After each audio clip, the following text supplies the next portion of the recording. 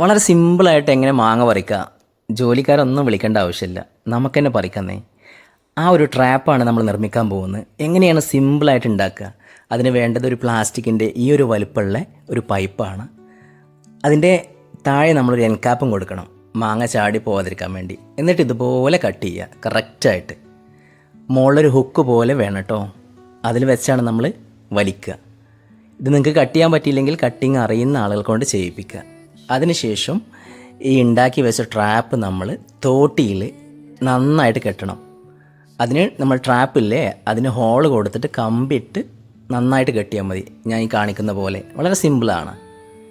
ഇങ്ങനെ ചെയ്ത് കഴിഞ്ഞാൽ എത്ര വർഷം കഴിഞ്ഞാലും ഇത് കേടുവരില്ല. അതാണ് ഇതിൻ്റെ പ്രത്യേകത. പ്ലാസ്റ്റിക് ബോട്ടിലൊക്കെ പറിക്കുമ്പോൾ അത് കുറച്ച് പറിച്ച് കഴിഞ്ഞാൽ ബോട്ടിൽ കേടായിട്ട് പോകും. അപ്പോൾ നിങ്ങൾ ഇതുപോലെ വീട്ടിലൊന്ന് നിർമ്മിച്ച് നോക്കിയിട്ട് നിങ്ങളുടെ അഭിപ്രായങ്ങളൊക്കെ കമൻറ്റ് ചെയ്യണം. അതുപോലെ എങ്ങനെയാണ് മാങ്ങ പറിക്കുക എന്നുള്ളതും ഞാൻ കാണിക്കുന്നുണ്ട്.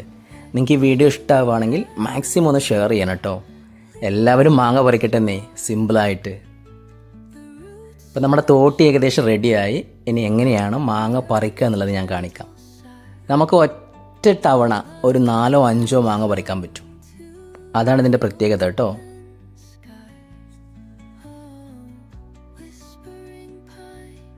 കണ്ടില്ലേ, ഇതുപോലെയാണ് നമ്മൾ പറിക്കുക.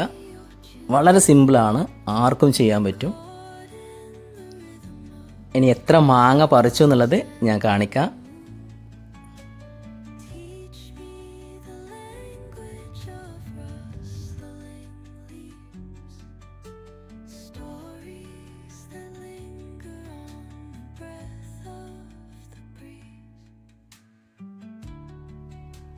കണ്ടില്ലേ, ഇതുപോലെ സിമ്പിളായിട്ട് പറിച്ചെടുക്കുക. ഒരൊറ്റ തവണ നമുക്ക് കിട്ടിയത് 4 മാങ്ങയാണ്.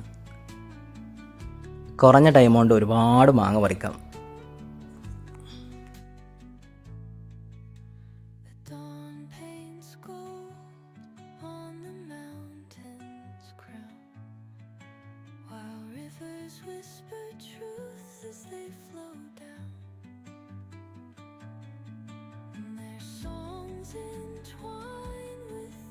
Trees that stand knotted in